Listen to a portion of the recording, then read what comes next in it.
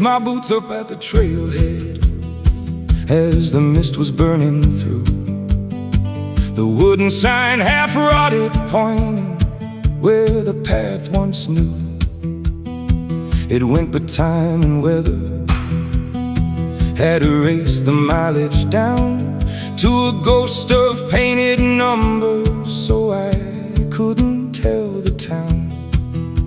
I'd end up in by evening, or the distance I would cover, just the arrow pointing coastward and the promise to discover whatever lay beyond the gorse and up the first steep climb. The trailhead in the morning, and I had the whole day's time. The parking lot behind me held a single other car, a dog walker probably already out and gone this far into the early morning that belongs to those who rise before the world does, chasing the particular prize of an empty coastal path before the crowds arrive to fill it. The trailhead like a threshold, and the will it takes to spill it. All behind you, all the ordinary weekend, all its weight. The trailhead in the morning, and I couldn't wait. There's a feeling at the start of things, before the legs are tired, before the doubt sets in, when everything's still wired for the promise of the miles and the coast you haven't seen. The trailhead holds it all at once, the whole day still pristine. Check the water in my pack and cinch the shoulder straps down tight. The map folded in my pocket, though I doubt it I get lost, not quite. Not on a coastal path that only ever goes two ways, along the edge of everything for all the summer days that people like me walk it.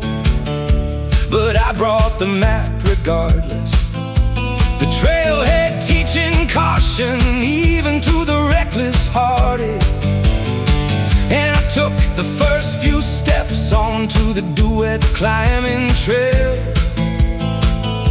the trailhead falling back behind, the morning fresh and pale. The path went up immediately, no gentle warming stretch, just straight into the climbing, the kind of start to etch the morning's ambition into the muscles right away. The trailhead's parting gift to hill to set you on your way. And I climbed it breathing hard and stopped to look back down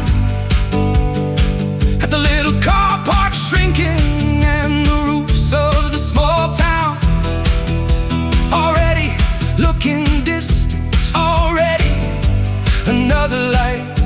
The trailhead well behind me now, the morning sharp as a knife.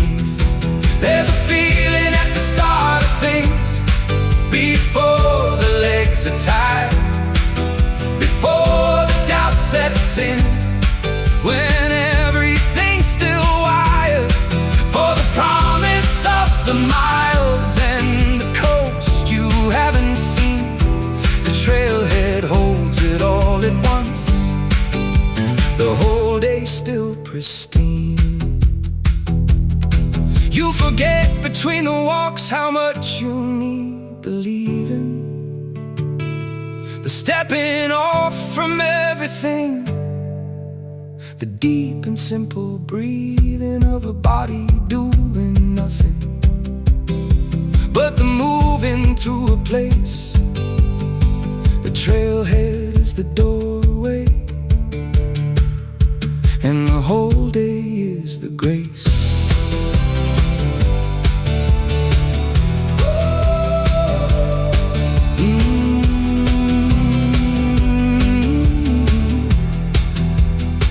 Crested the first ridge, sweating with the sun now fully up. The mist all burned away to nothing. The morning's brimming cup of light spilled out across a sight that stopped me where I stood. The whole coast stretched ahead of me, the way I'd hoped it would. Cliffs and coves and headlands running north as far as sight. The path, a thin brown ribbon threading all along the height. And I knew then it'd be a good one of the days you keep. The trailhead far behind me now, the coast mine to keep. The path unrolls ahead, and the whole day's mine.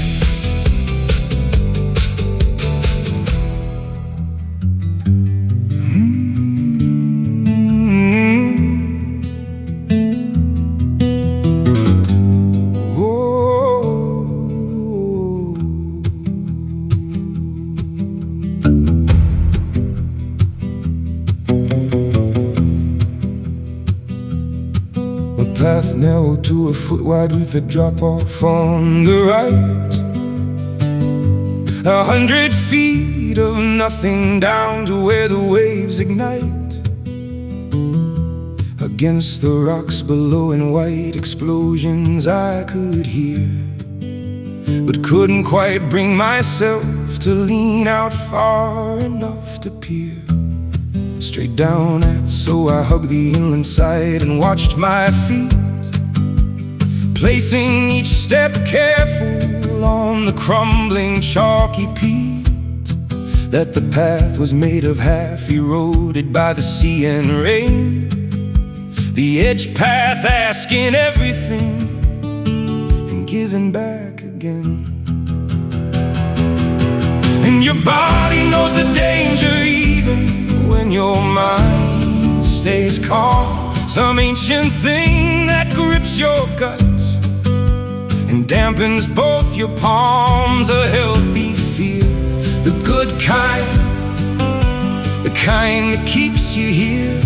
The edge path where the drop-off makes the whole world sharp and clear.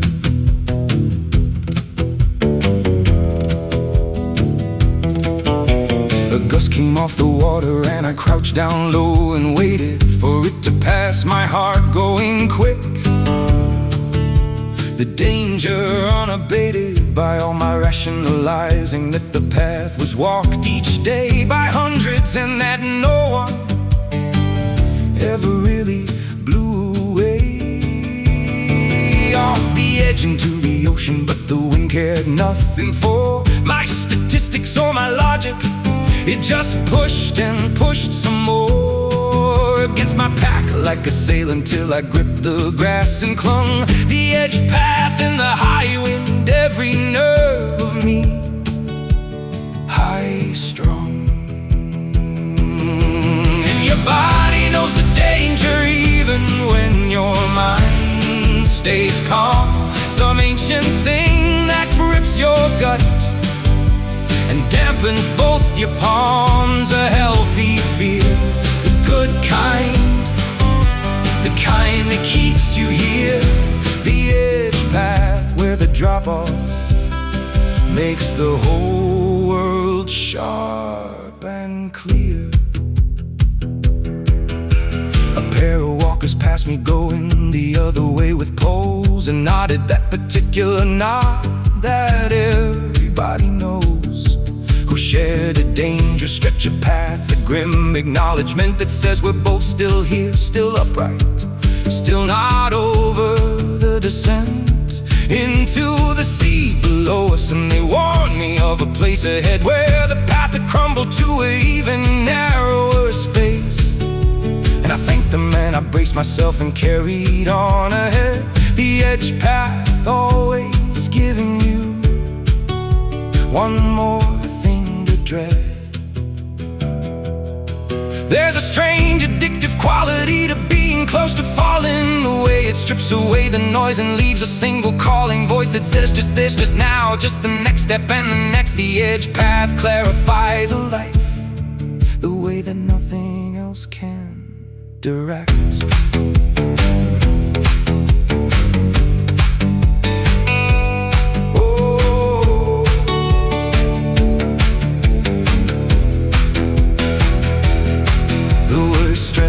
Eventually the path pulled back from the brink, widened out to something sane, where a person had room to think again about things other than the placement of each stride. And I let my breath come normal, and I felt the fear subside into that particular high that comes from danger past, the wobbly-legged elation of survival.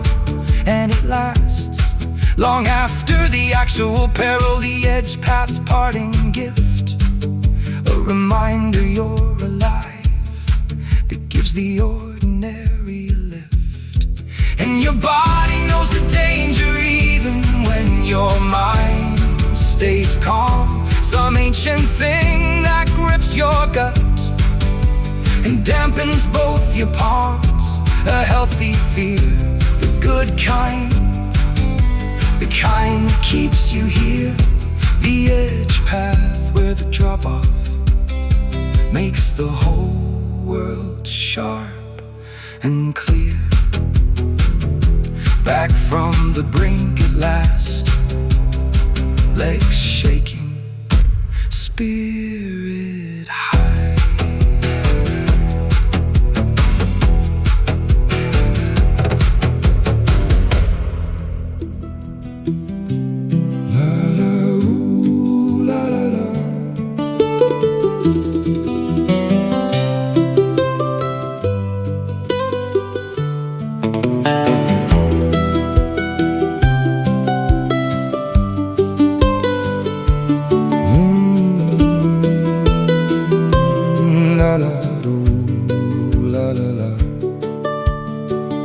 Saw it from the cliff path first, a curve of golden sand, tucked into a fold of rock where no road ever planned.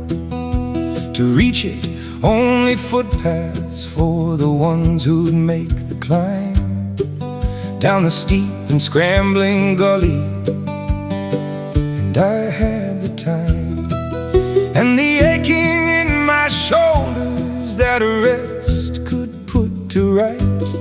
So I found the little cairn that marked the way down out of sight, and started down the scramble toward the hidden cove below. The kind of place you earn, the kind the guidebooks never show.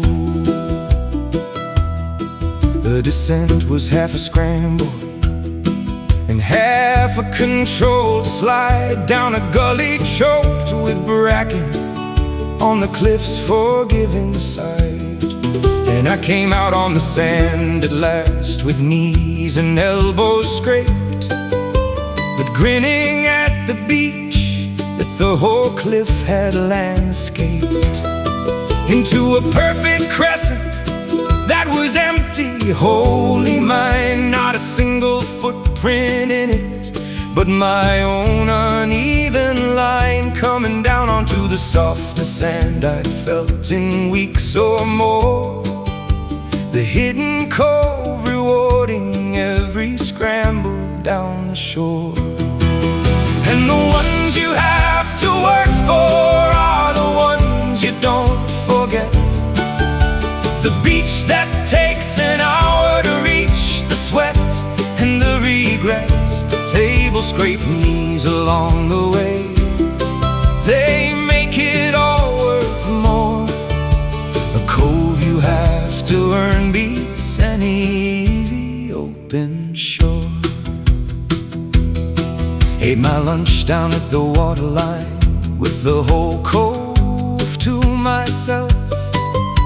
The sandwich slightly crushed from riding, folded on a shelf inside my pack all morning, but it tasted like the best meal I'd had in ages, seasoned by the walk and rest, and the salt air and the privacy, and the sound of little waves lapping at the crescent that the Hidden Cove engraves into the memory permanent, the kind you carry on.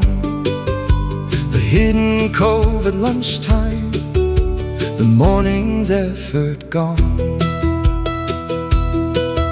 A seal came up to watch me from the water 20 feet offshore. Its round dark edges bobbing, curious and discreet, the way they are assessing whether I was worth the fright of diving under and deciding I was harmless. Held its sight on me a good long while his eyes sat still and stared right back at the whiskered face that shared the cove, this little cul-de-sac of sea and sand, where for a moment two creatures both alone kept each other gentle company. The seal, the sand, the stone. There's a whole philosophy in beaches you can only reach on foot. The way the difficulty filters out the ones who wouldn't put the work in, leaving only those who wanted it enough. The Hidden Cove, a lesson that the best things ask for stuff.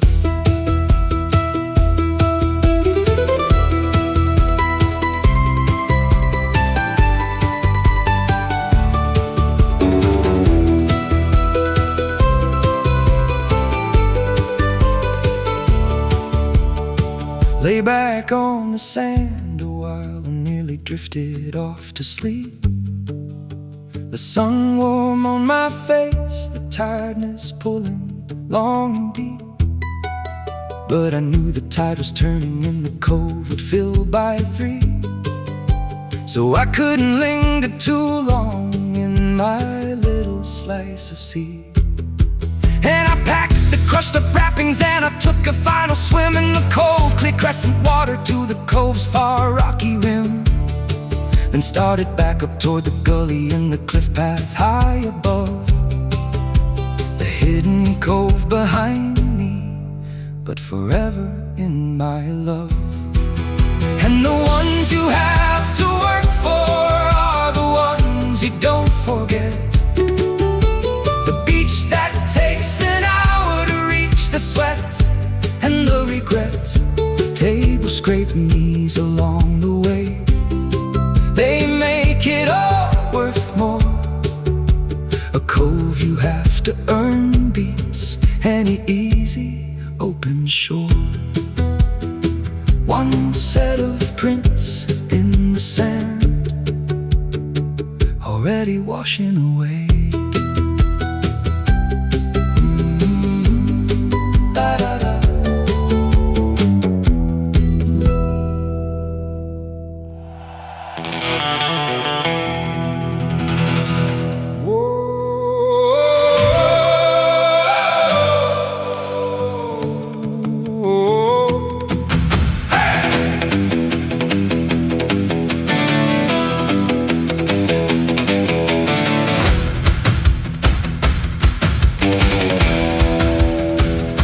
The headland took the full brunt of the wind off the Atlantic, the most exposed point on the walk, and it was frankly frantic. Up there where the land ran out into a fist of rock, punched into the ocean, taking every wave's hard knock. And every gust of wind that had 1,000 miles to build across the open water, and it hit me and it filled my jacket like a spinnaker and shoved me up the track. Headland in the wind, and there was no way to hold back. You have to lean into it just to keep from being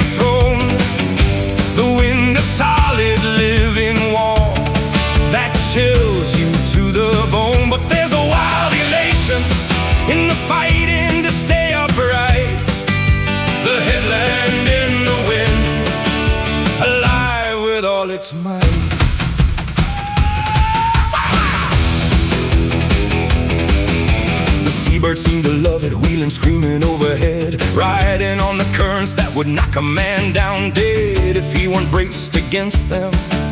The fulmars and the gulls, playing in the very wind that battered at my skull and made my eyes stream water and my ears roar with the sound of air in constant motion tearing past me all around. And I laughed out loud into it, the joy of being small. Headland in the wind against the biggest force of all.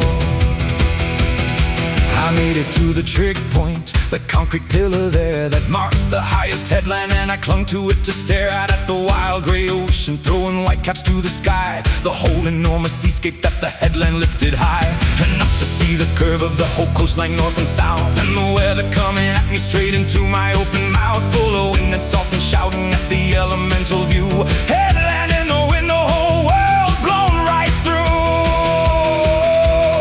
Behind the trig point, someone long ago had built a wall, a little semicircle of piled stones to break the squall for walkers who came up here needing shelter from the blast. And I crouched behind it, grateful for the ones who in the past had thought to stack the stones there, and I felt the wind drop off behind the little windbreak, just enough to catch a cough for breath before I faced it once again to head back down. Headland in the wind, the highest point for miles around. You have to lean into it just to keep from being thrown.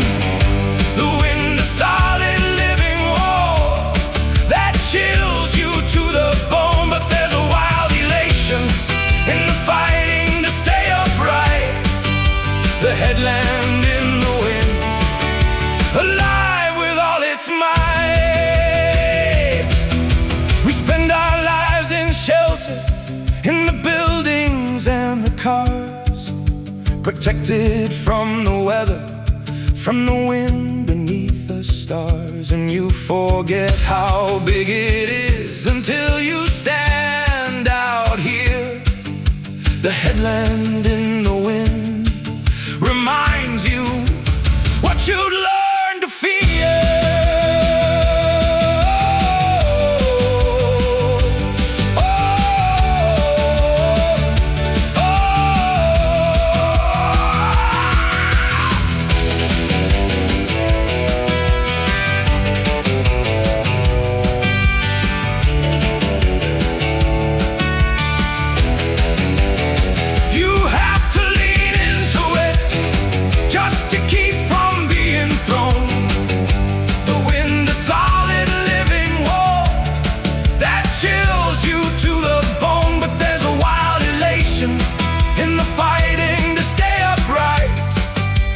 Headland in the wind, alive with all its might.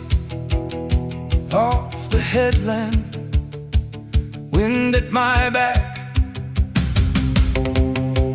pushing me on down the trail.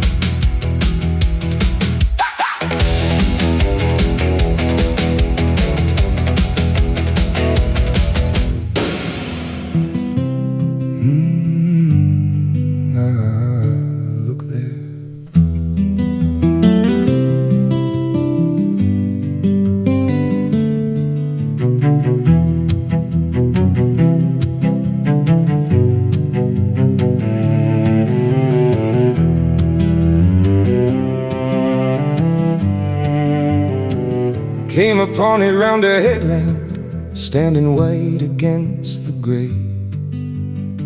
The old lighthouse on its promontory, decommissioned they would tell you now it's light gone dark for 40 years or more, since they automated everything along this stretch of shore.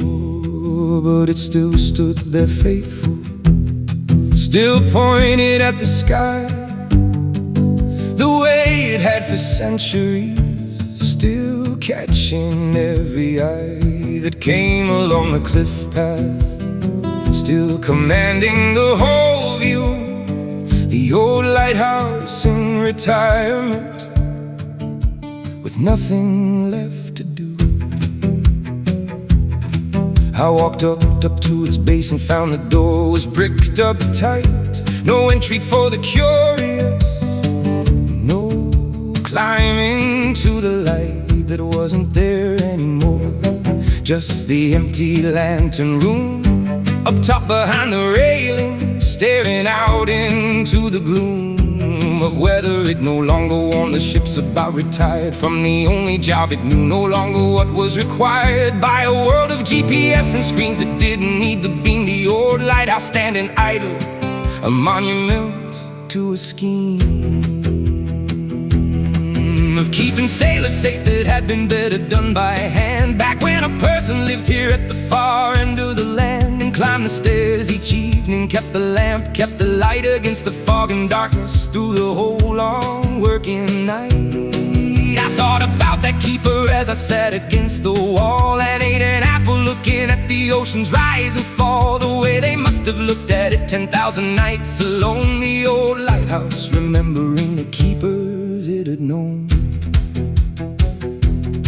There was a cottage next to it, the keeper's house, now gone to ruin. Roof caved in and windows empty, staring on the same view that the family who had lived there once had known. The children raised beside the light, the garden overgrown now with brambles where they must have grown their vegetables, and played in the shadow of the tower through the living that they made out here at the edge of everything. A whole life on the cliff, the old lighthouse and its cottage, the remains of all their. In the useful things that time has left behind, the tools we don't need anymore, the jobs of another kind of world. But there's a dignity in how they still endure. The old lighthouse standing purposeless, but somehow still so sure. Everything gets old and gets replaced, that's just the way. The lighthouse and the keeper and the lamp all had their day, and now they're only beautiful, which maybe is enough. The old lighthouse teaching that the useless can be loved.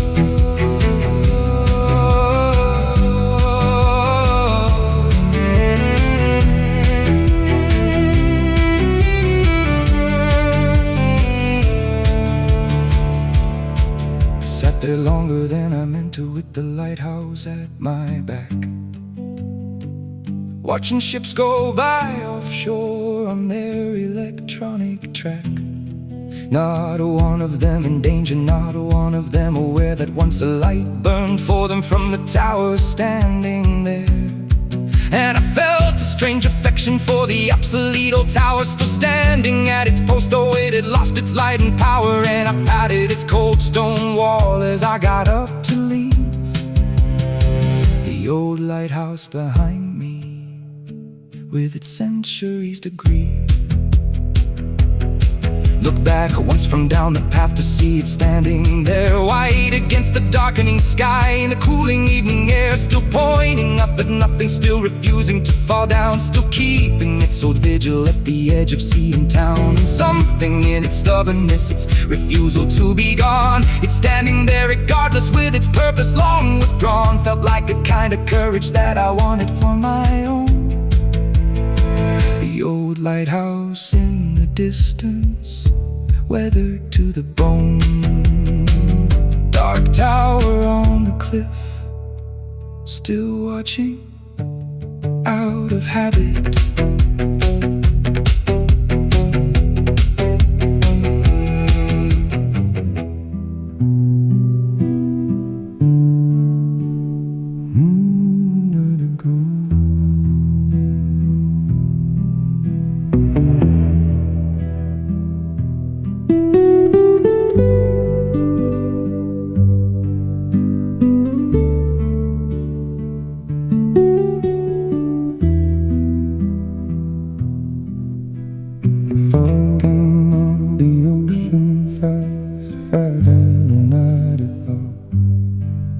One minute clear horizon and a wall of gray that burned, the visibility down to nothing in a matter of a few short minutes.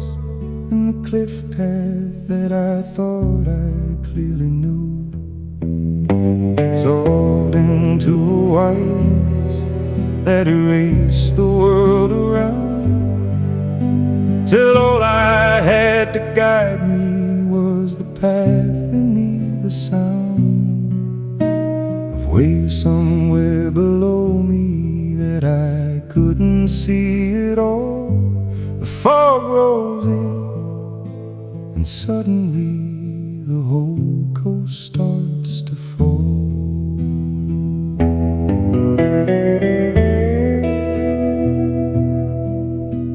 Away into nothing, it was disorienting and strange.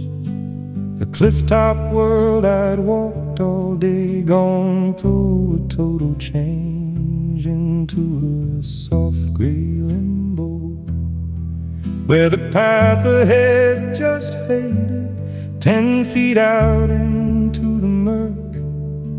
And I stood there and debated whether to push on carefully or wait it out and sit until the fog decided it was done and lifted itself back off the coast the way it came. But there's no telling, the fog rolls in and keeps its plans, no way of ever spelling. So I slowed down to a crawl and watched the path beneath my feet, trusting it to lead me on through the gray and the discreet menace of a cliff edge.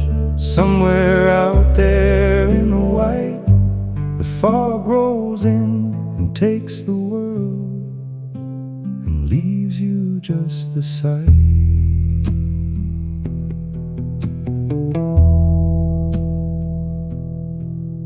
of the next few feet of pathway and the sound to navigate, then a strange interior quiet that the fog seems to create, as if the muffling of the seeing muffles all the rest, and you turn your senses inward, and it's oddly like a rest from the enormous coastal views that had been pouring in all day through wide open eyes. And now the fog draws in the whole world to a bubble, just a few soft feet across. The fog rolls in and gives you, in the taking, a strange gloss. So I slowed down to a crawl and watched the path beneath my feet, trusting it to lead me on through the gray and the discreet menace of a cliff edge. Somewhere out there in the white, the fog rolls in and takes the world and leaves you just the sight. A foghorn started sounding somewhere far off down the coast. It's low and mournful warning, the most lonesome kind of ghost of sound there is, repeating every 30 seconds through the muffling gray around me, and I steered toward it too. Not because I needed to, but because a human sound in all that blank white silence was a comfort to be found. And I walked toward the foghorn through the nothing, slow and blind. The fog rolls in and leaves you just a sound to ease your mind. Sat down on a bench I nearly walked straight into in the white. Its wooden shape materializing only when the sight of it was 2 feet from me. And I laughed at the surprise of furniture appearing like a ghost before my eyes, and waited there a while, just listening to the muffled sea and the foghorn and the dripping of the fog off every tree, and the strange suspended feeling of a world you cannot see. The fog rolls in and holds you in its gray serenity. There's an intimacy fog creates that open views destroy, the way it shrinks the whole vast coast to something you employ your quieter attention on. The near instead of far, the fog rolls in and shows you strangely exactly where you are.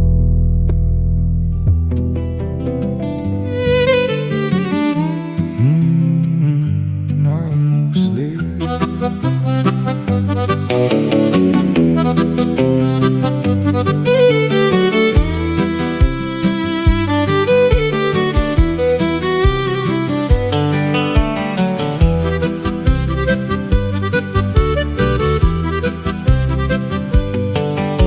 The path began descending in the golden end of day, down off the high cliff country toward a village in a bay that I'd seen for the last hour, glowing distant down below. The lights just coming on in it, the harbour's gentle glow, and every step took me down toward it, toward the warmth and rest, and the pint I'd been imagining for miles. The simple best reward there is for a full day, walking cliffs from dawn to dusk, down to the village in the evening, off the high and windswept husk. And the legs that ached all afternoon start singing with the down,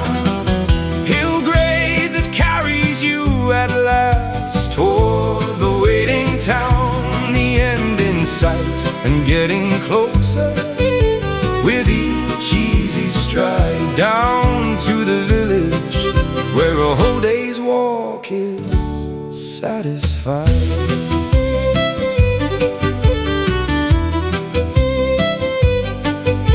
The path became a track, became a lane, became a street that wound between stone cottages with gardens small and neat, and the smell of somebody's dinner drifting from a windowsill, and a cat that watched me pass by from a warm and lamplit sill, and the sounds of village evening, distant telly, someone's laugh, the ordinary human warmth after the cliff pass, wild half of the day, the wind and danger traded now for this, down to the village in the evening, the domestic bliss, and the legs that ached all afternoon start singing with the down,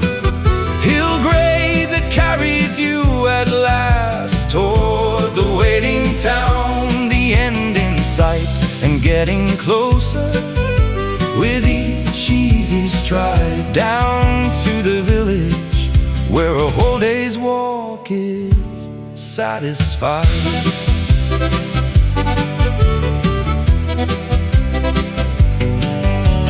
An old man tending roses in his garden by the lane looked up and asked me had I come the cliff way, and the pain of the long day must have shone, because he smiled a knowing smile and said the pub down by the water did a proper meal worthwhile for a walker who'd earned it, and he pointed out the way, though I could see it plainly glowing at the end of day.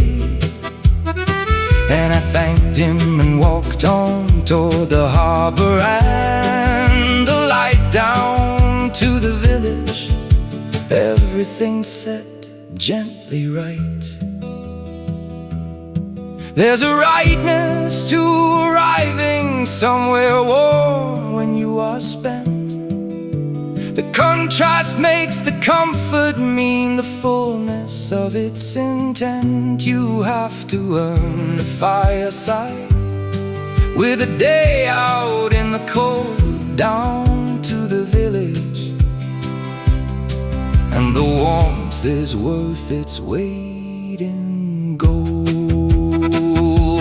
Found the pub down by the harbour with its windows glowing warm, and I pushed inside from the evening and the memory of the storm.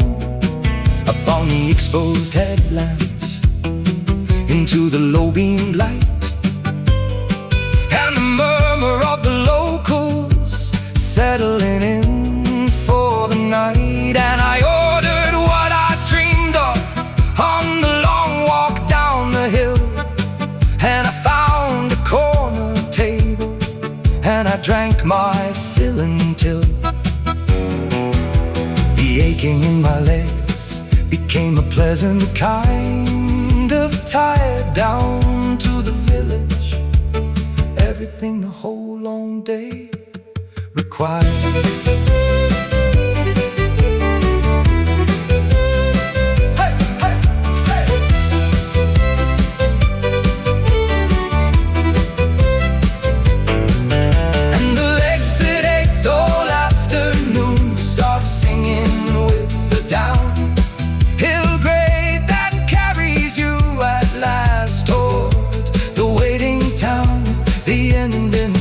And getting closer with each easy stride down to the village, where a whole day's walk is satisfied. Boots off by the fire, the cliffs all behind me now.